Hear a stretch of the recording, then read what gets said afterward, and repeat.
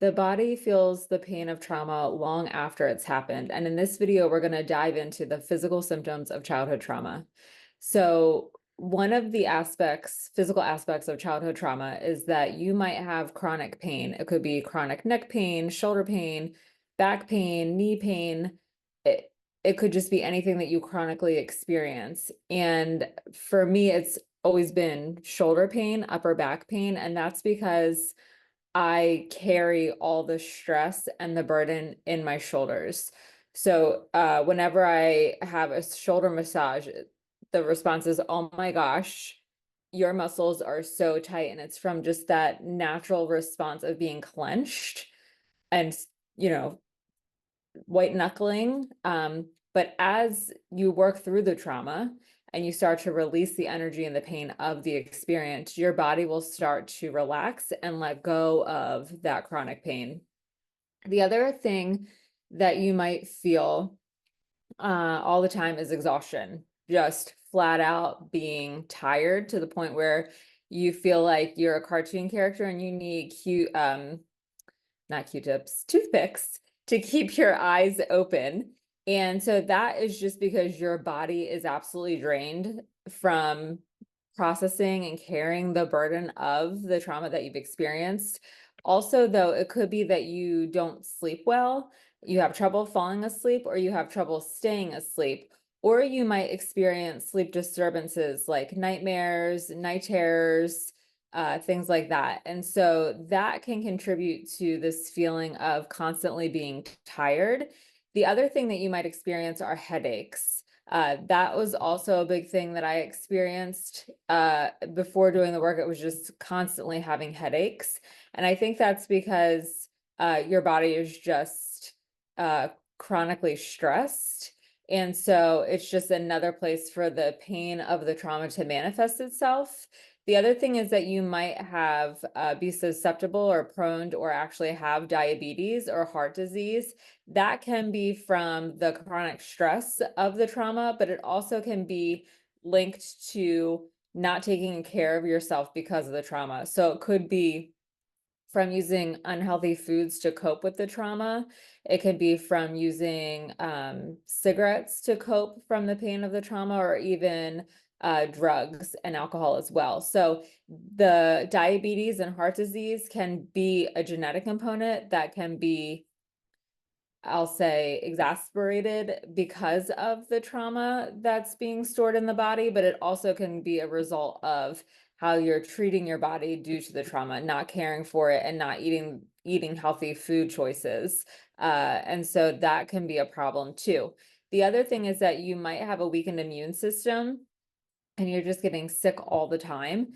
And that's also because your body is in this chronically stressed state. So it's because your body is in this hypervigilant state. It's always on high alert. It's always looking for the next bad thing to happen. And it's just bracing itself for that. And so when you are in this constant hypervigilant state, your body is either producing cortisol, which is the hormone that helps to soothe you and calm you, or it's producing adrenaline, which is the hormone that helps you basically get the energy and the stamina to move through whatever is happening that's bad. So you get your adrenaline kicking in when you're in that fight, flight, or freeze, mostly the fight and flight response associated with trauma. And so when your body is in this hypervigilant state, your body is producing these hormones over a prolonged period of time, and that's that exposure to the hormones over a prolonged period of time that your body just is not built for that. It would be like driving a car for the entire time you have the car, never getting new tires, never getting the oil change, never getting the engine tuned up, never taking it to the car wash to clean it, never vacuuming the inside of it, and literally just driving it until the wheels fall off. Well, that's exactly what's happening with your body from having this prolonged exposure to the hormones in your body, but also being in this constant hypervigilant state. Your body just cannot take it anymore. And so it's giving you these warning signs, these alarm bells are starting to ring that something isn't right and some changes need to be made. And so your body is using your physical symptoms to do that, hoping that it will be enough for you to be like, oh my gosh, this isn't right. Something needs to change, and let me take actions to do that. So if you're experiencing any of these things, I'm not a doctor, so I'm not diagnosing you.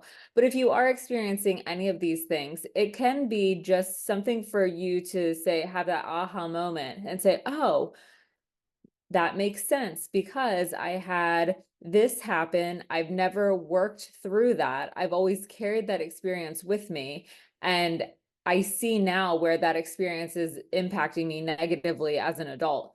So let me reach out to get some support to help and work through this situation. So if this is you and you're wanting to get help and support, you're in the right place, because the videos on this channel will be geared towards mindset, holistic healing, wellness, mindfulness, all of the things that are important in a healing journey. So be sure to tune into other episodes here and allow me to support you on your journey so that you don't feel alone and that you don't feel like you're stuck and not making any progress.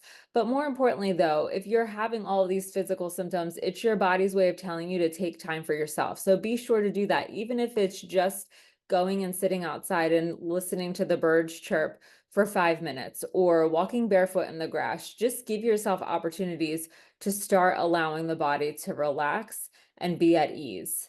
Just start small. So don't forget to hit the subscribe button and be sure to like this video, and I'll see you on the next one.